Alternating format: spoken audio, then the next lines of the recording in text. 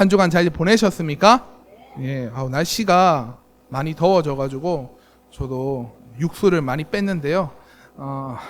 건강 잘 관리하시고 유념하시고 또 우리 어르신들 잘 건강 챙기셔서 여름 잘 보내시기를 소망합니다. 우리가 이제 사도행전 24장까지 도달했어요. 지난 시간에 어떤 이야기가 있었습니까? 사도 바울이라는 인물이 전도 여행을 떠났습니다. 예루살렘이 기근으로 힘들다라는 소식을 듣고 온 사방팔방 교회를 돌아다니면서 구제 헌금을 모아 예루살렘을 도와주려고 갔는데, 이거 웬걸? 예루살렘은요 유대인들의 본거지이자 유대인들의 이 근자감이 차오르는 도시 중 하나였어요. 그곳에 갔더니 바울이 유대인 말고도 이방인에게도 구원이 있다더라, 이방인에게도 복음이 있다더라 라는 그 복음을 전한다라는 소식에 유대인들이 분기탱천해서 소요를 일으킵니다. 아니, 예루살렘에 왔는데 이방인과 함께 성전에 들어갔다, 성전을 더럽혔다라는 명목하에 바울을 잡아서 집단 린치를 가하고 그를 구타했습니다. 천부장 글라우디오 루시오가 바울을 얼떨결에 보호하는 형국이 됐죠. 지난 시간에는 사도 바울이 공회 앞에 서서 자신을 변증하는 시간을 가졌는데, 바울의 지혜로, 하나님의 지혜로 사두개파와 바리새파의 분열되는 지점을 정확하게 파악하여서 부활 논쟁으로 그 공회를 무마시키고, 이제 그 다음 단계인 총독, 오늘 펠릭스 앞에 도달하게 됩니다. 오늘 총독 펠릭스 앞에 도달해서 바울은 어떻게 될까요? 바울은 오늘 이 상황 가운데 어떤 태도를 또 취하게 될까요? 오늘 이 말씀을 통해서 우리의 삶 가운데, 우리의 처해진 이 상황 가운데 우리가 어떻게 살아가야 되는지 말씀을 통해서 한번 살펴보도록 하겠습니다. 먼저 우리 5절 6절인데요. 앞에 합독해서 보시면서 읽도록 하겠습니다. 시작. 우리가 보니 이 사람은 전염병 같은 자라. 천하에 흩어진 유대인들을 다 소모하게 하는 자요, 나사렛 이단의 우두머리라. 그가 또 성전을 더럽게 하려 함으로 우리가 잡아쓰나오니. 네. 오늘 대제사장 아나니아는 더둘로라는 변호사를 고용해서 이제 바울을 고소하는 내용입니다. 고소하는 내용이 어떻습니까? 이 사람은 유대인을 다 뭐 하는 자요? 소유하게 하는 자요. 또 뭐요? 나사렛 이단의 대가리라. 그가 또 성전을 더럽게 하려 함으로 세 가지 명목으로 고소를 해요. 첫 번째로는 뭐예요? 소유하는 자다. 로마에서 가장 중차대한 범죄가 뭐냐면 소유죄입니다. 왜냐하면 로마는 절대 정권, 절대 권력을 유지해야 되는데 민난에서 소요가 일어나면은 절대 권력을 유지하기 쉽지 않기 때문에 이 소유죄를 굉장히 엄하게 다스립니다. 바울이 소유를 일으켰습니까? 아니요. 유대인들이 소유를 사실 일으킨 거죠. 그런데 바울이 소유죄를 일으켰습니다. 또 나사렛 이단의 우두머리입니다. 유대교를 어기는 이단입니다. 또 성전을 더럽게 했습니다. 실제로 성전을 더럽게 했습니까? 그렇지도 않아요. 자, 이렇게 세 가지 죄 명목을 가지고 바울을 고발하는 내용인데, 우리가 여기서 하나 볼 점은 뭐냐면 5절에 이 사람은 어떤 자라? 이 전염병이란 뜻이 헬라어로 페스틸렌스라는 말인데, 한마디로 흑사병, 지금으로 치면 코로나 같은 자, 격리가 필요한 자입니다 라고 이야기를 하는 것입니다.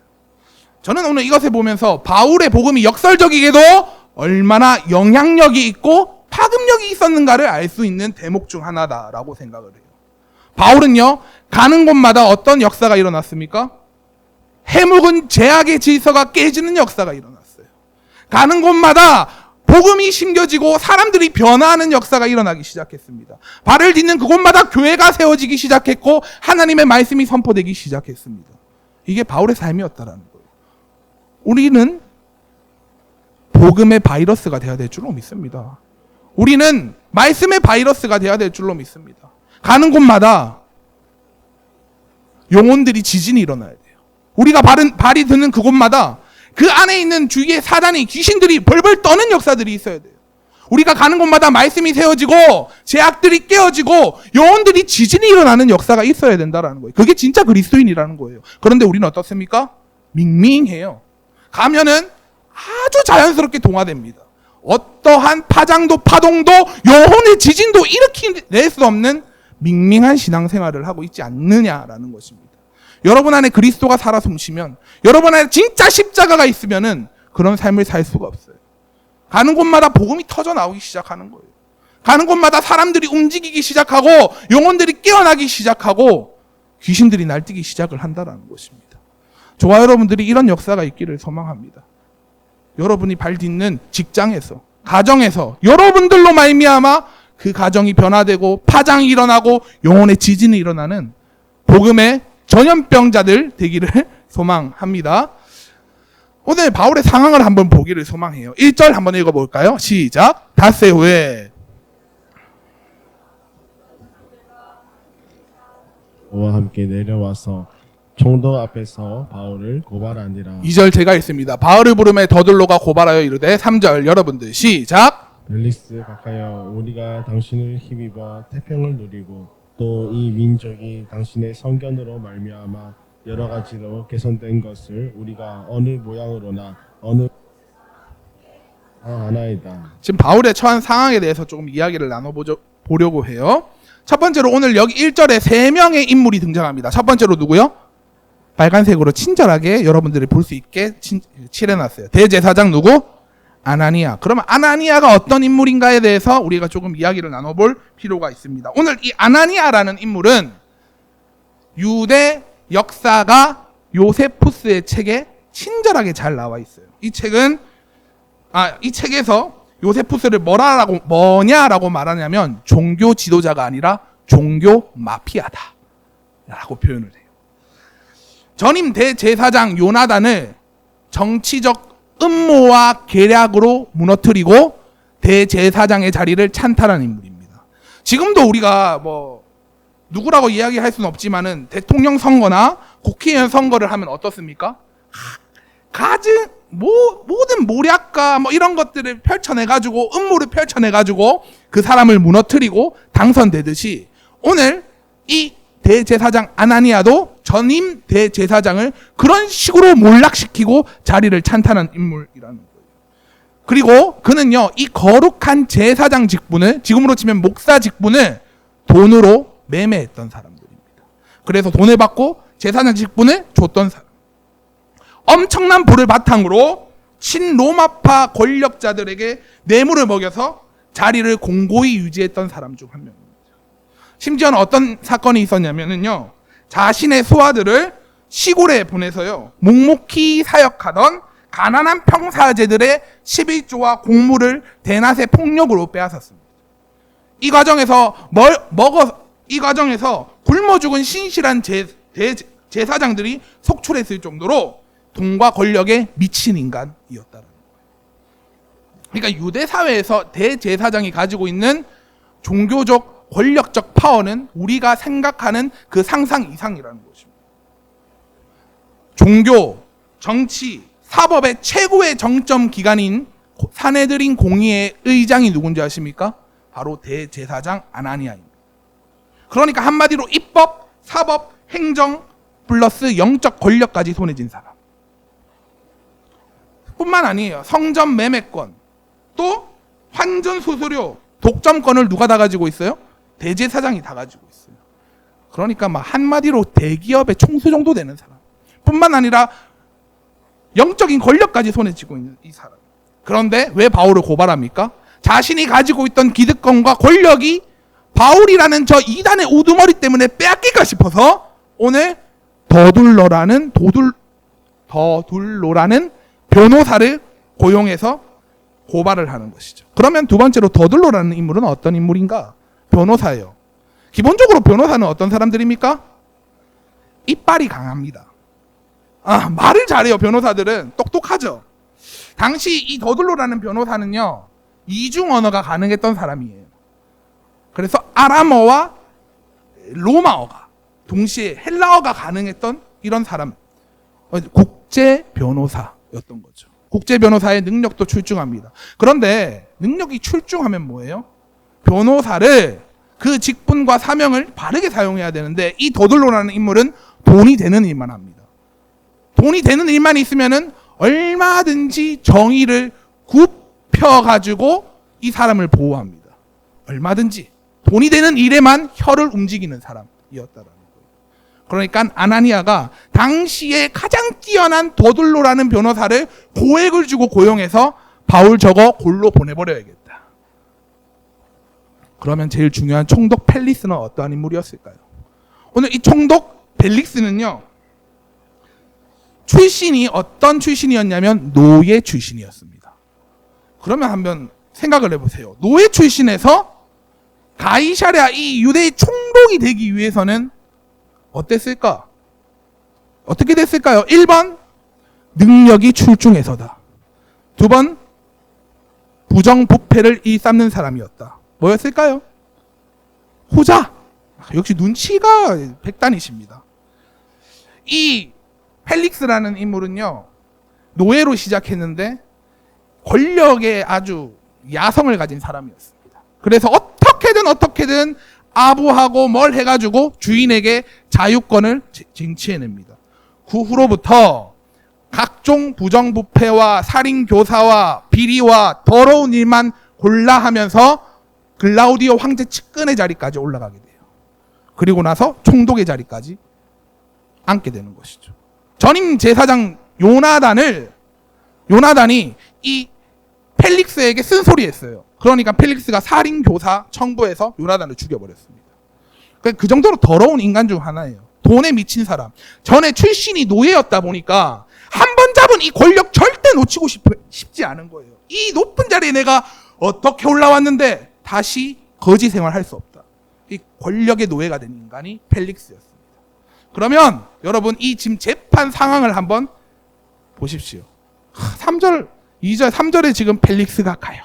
우리가 당신을 힘입어 태평을 누리고 또 이 민족이 당신의 성견으로 말미암아 여러 가지로 개선된 것을 우리가 어느 모양으로나 어느 곳에서나 그게 감사하나이다. 이거 누가 한 얘기예요? 더둘로가. 달달해요.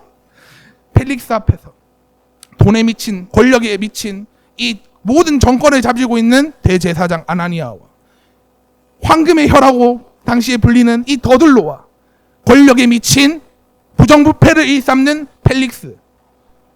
바른 판결이 나올까요? 정당한 판결이 나올까요? 완전히 기울어진 운동장이라는 거예요. 여기서 무슨 바른 판결이 나오고 무슨 정당한 판결이 나오겠어요? 무슨 의로운 판결이 나오겠어요? 저는 오늘 이 바울에 처해진 이 상황이요, 비단 2000년 전에 바울에게만 처해져 있던 상황이 아니라 저와 여러분들에게도 날마다 때때로 처해져 있는 상황이라고 생각이 듭니다. 우리도 기울어진 운동장에 많이 서 있을 때가 있어요.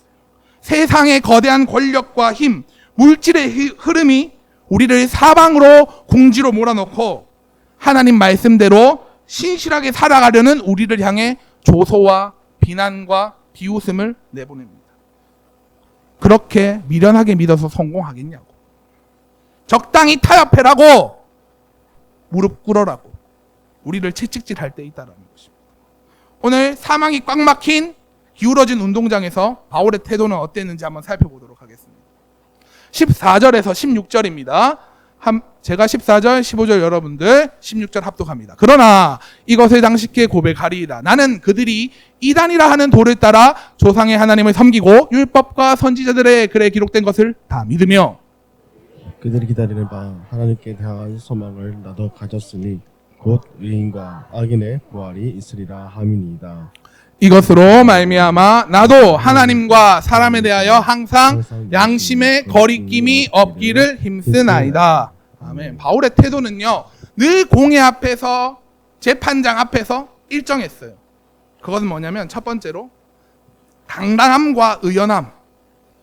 내가 당신들이 말하는 그 이단, 그것을 저는 하나님의 복음의 진리로 받아들이고 믿습니다. 분명히 죄인과 의인의 심판과 부활이 있음을 저는 믿습니다. 저는 예수님이 하나님의 아들이심을 믿습니다. 그리고 정직하게 양심적으로 나는 하나님을 섬깁니다. 그래서 부끄러움이 없습니다.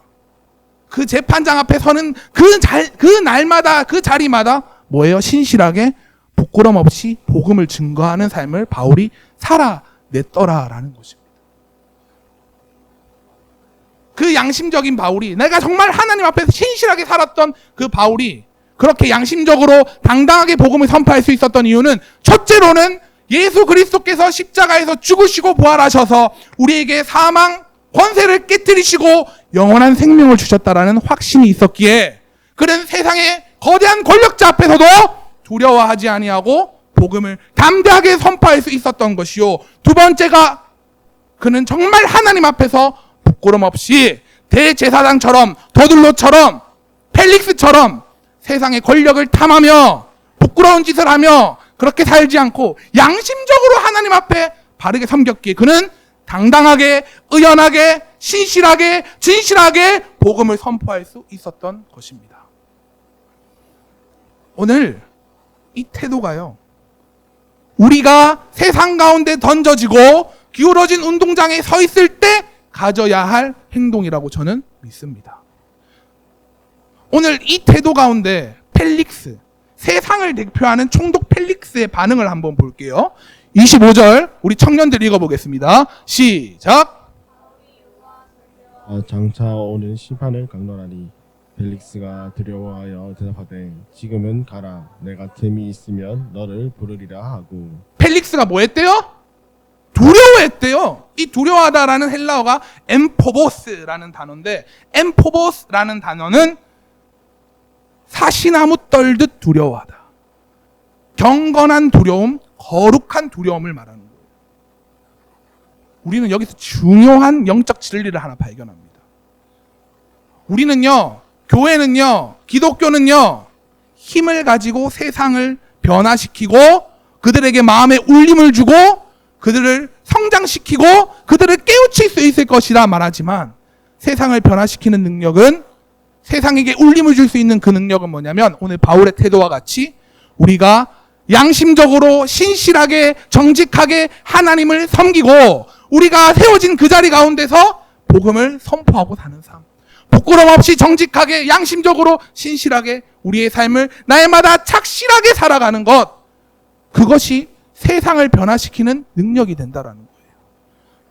세상 사람들은요, 세상의 논리는 뭐예요? 힘을 가지고 힘을 억누르는 세상이에요.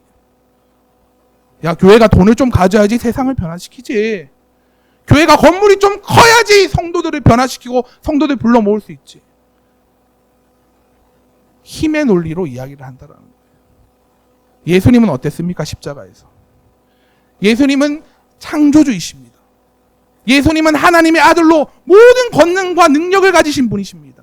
십자가에 매달려 돌아가셨을 때 그의 수많은 조소와 십자가에서 내려오라는 그 유혹 앞에서 그는 얼마나 열받았겠습니까? 예수님이. 천군 천사를 대동해서 싹 쓸어버릴 수 있지만, 힘으로 다 제압할 수 있지만, 말씀 앞에 순종하고 신실하게 복음의 길을 걸어가므로 십자가 앞에서 낮아지고 죽어짐으로 우리에게 부활의 능력을 허락하여 주셨지 않습니까? 그 십자가에서 죽어짐으로 말미암아 세상에 복음의 능력이 퍼뜨려지지 않았습니까? 신실하게 복음의 자리를 그 지켜냈던 것. 예수님은 타협하지 않았습니다. 바울도 타협하지 않았습니다. 살려주십시오. 그 권력자 앞에서 우리 입에서 제일 터져 나오는 소리가 뭐였겠어요? 제가 잘못했습니다. 그만 한번 물러주시죠. 그만 한번 눈 감아 주시죠. 제가 허튼 소리 했나 봅니다. 대제사장 아나니아요, 그냥 한번 내가 실수했으니 넘어갑시다. 타협하지 않아요. 양보하지 않아요. 물러서지 않아요. 복음에는 물러남이 없고 양보가 없습니다. 예수님도 그러셨어요. 얼마든지 양보할 수 있었고, 얼마든지 타협할 수 있었고, 얼마든지 우회할 수 있었어요. 모든 권능을 가지신 분께서 십자가의 그 길을 왜 그렇게 멍청하게 걸어가야 될까요? 언제든지 우회할 수 있고 언제든지 돌려서 모든 것들을 이뤄낼 수 있는 분 아니십니까? 근데 정직하게 그 십자가 길을 말씀대로 순종하며 걸어가셨다. 오늘 바울의 태도는요, 오늘 우리의 태도가 되어야 됩니다. 그 태도가, 기울어진 운동장에서 그 태도가 성도들에게 울림이 되고 세상 사람들에게 변화가 되고 그 영혼에 진동과 울림을 줄 수 있는 자들이 될 수 있다는 사실을 저와 여러분들 기억하시기 바랍니다. 그래요. 힘으로 제압하면요, 세상의 논리로 힘으로 제압하잖아요. 결국은 어떻게 돼요? 세상은 힘을 더 가지려고 해요. 그래서 우리를 더 억누르려고 합니다. 자녀들 보십시오. 어렸을 때는 교회 잘 나와요. 부모가 힘이 세거든. 힘의 논리로 복음을 강요했어. 그런데 자녀들이 20살이 넘어가고 군대 갔다 오고 성인이 되고 힘이 생기면 뭐예요? 힘의 논리로 말을 듣지 않아요. 복음으로 아이를 키워내고 만들어내야 힘의 논리가 아닌 복음의 능력으로 아이들이 변화가 되는 거죠.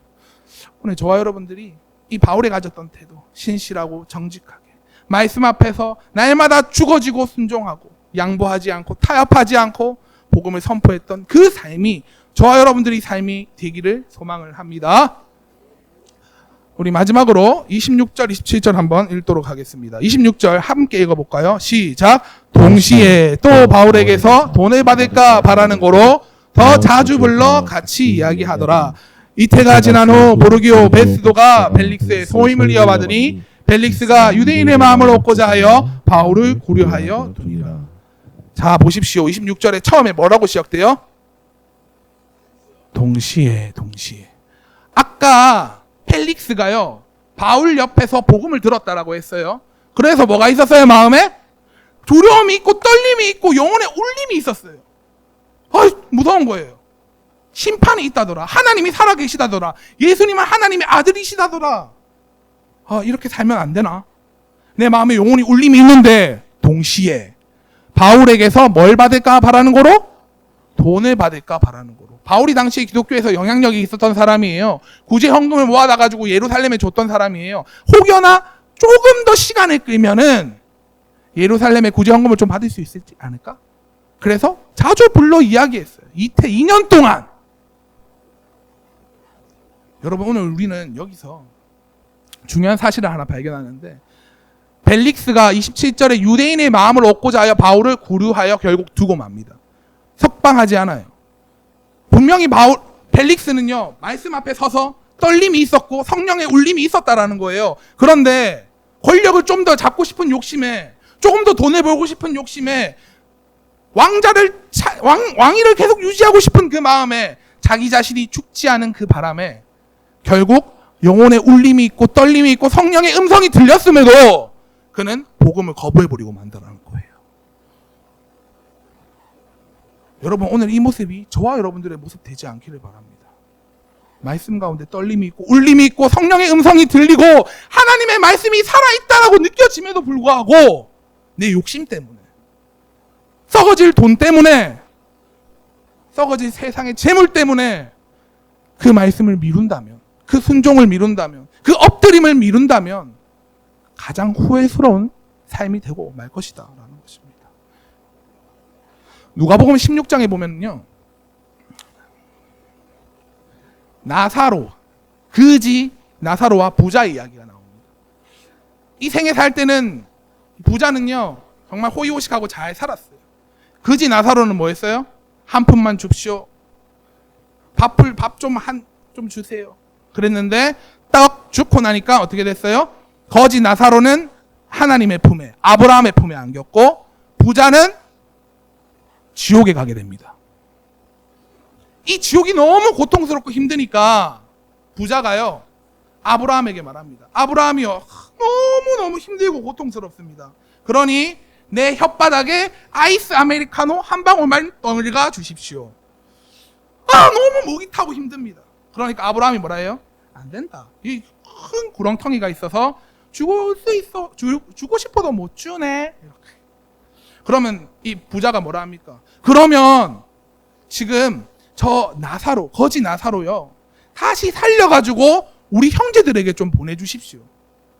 그러면은 우리 형제들이 저 죽은 나사로가 다시 살아남을 보고 하나님이 살아계심을 알고 예수님을 믿을 것입니다. 그러니까 우리 나사로 좀 다시 살려서 보내주시면 안 됩니까? 그러면 우리 형제들이 여기 안 올 겁니다. 분명히 천국 갈 겁니다. 그렇게 얘기하니까 아브라함이 뭐라 해요? 그곳에는 지금의 모세와 선지자들이 있다. 그들이 모세와 선지자들의 말을 듣지 아니하면 지금 나사로가 죽었다 살아나도 믿지 아니할 것이다. 굉장히 무서운 말 아닙니까? 실제로 그래요. 믿을 사람은요, 뭘 어떻게든 믿어요.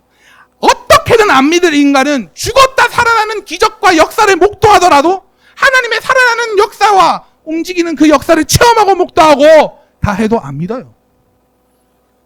우리 권사님 병중에서 침상에서 정말 병원에서 다 소망이 없다라고 마지막을 준비하라고 했을 때 기적적으로 하나님의 은혜로 살아나는 역사를 경험했습니다.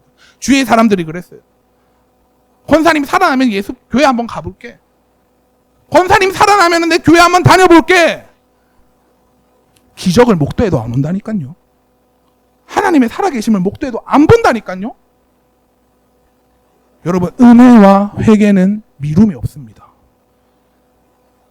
은혜와 회개는 미룸이 없어요. 오늘 이 자리에서 선포되는 하나님의 말씀이 당대의 선지자요 모세가 전하는 말씀인 줄로 알고 여러분 회개해야 되는 거예요. 은혜의 자리 앞에 엎드려야 되는 거예요. 혹시 오늘 이 자리에 앉아 계신 여러분들 중에 마음이 울림이 있고 떨림이 있고 이해가 되고 설득이 되는 그 자리 가운데 하나님이 살아계신 것 같아. 그런데 조금 일만 좀 다 잘 풀리고 조금만 더 시간이 지나고 좀 믿어볼게. 그거 없다니까요. 혹시 울림이 있다면, 내 마음에 울림이 있고 떨림이 있다면 십자가 앞에 엎드리시기를 소망합니다.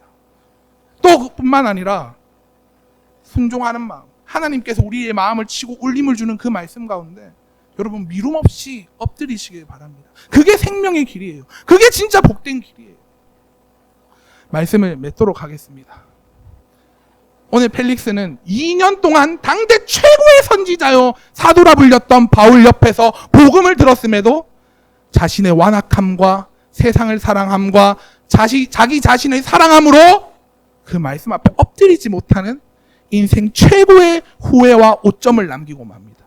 아마 지금도 지옥에서 뼈를 갈고 이를 갈고 후회하고 있을 거라는 거예요.